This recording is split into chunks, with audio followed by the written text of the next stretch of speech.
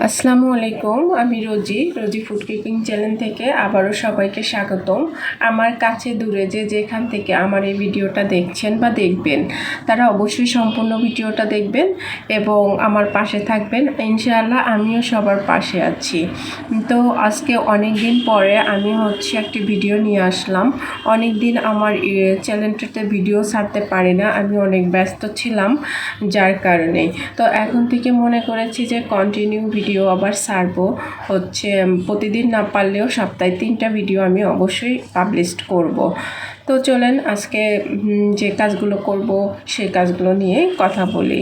তো এখানে নিয়ে আসছে সন্ধ্যাবেলা ইলিশ মাছ, অনেকগুলো ইলিশ মাছ নিয়ে এসেছে।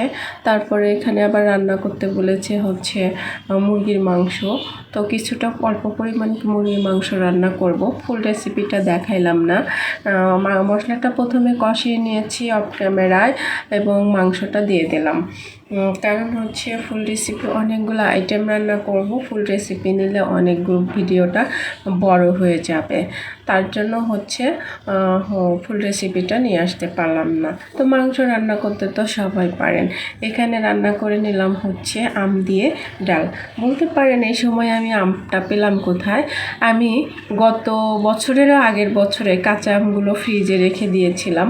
এই বছরে কাঁচা আম আমি রাখতে পারিনি, কারণ অফিসে যে ব্যস্ত ছিলাম, বাড়িতে গিয়েছিলাম, আম রাখা হয়নি। তো ওই গত 2 বছর আগে যে আমগুলো আমার ফ্রিজে এখনও আছে, সেগুলো আমার মাঝে মধ্যে ডাল দিয়ে আম খেতে খুবই ভালো লাগে।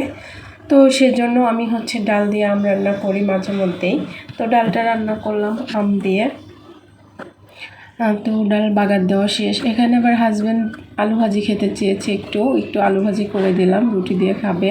তো গাছে একটা ভেন্ডি ছিল, সেটা দেখতেছি একটাই আর কি করব, তো ভাজির মধ্যে দিয়ে দিলাম। এভাবেই আলু ভাজিটাও করে নিলাম।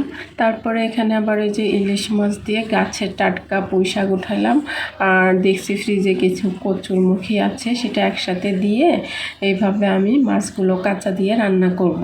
তা আমার মতো ইলিশ মাছ এভাবে কে রান্না করে খান অবশ্যই কমেন্টে জানাবেন।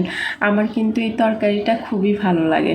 আমি ইলিশ মাছ কখনোই ভেজে রান্না করি না, আমি সবসময় ইলিশ মাছটাকে এভাবে রান্না করে খাই। মাঝে মধ্যে তরকারি দিয়ে খাই, মাঝে মধ্যে তরকারি না দিয়েও খাই। এখানে আবার নিয়ে এসেছে মানে ছোট ছোট গুচি মাছ বলি যেটা আমরা, সেগুলোকে আমি ধুয়ে নিলাম, পরিষ্কার করে কেটেছি। অনেক কষ্ট হয়েছে মাছগুলো কাটতে, 1 কেজি মাছ এখানে। তো মাছগুলো সুন্দর করে ধুয়ে নিলাম। তো ভাবলাম যে এটা যেহেতু তাজা মাছ, একটু রান্না করে রাখি, তাই না, খাওয়া যাবে।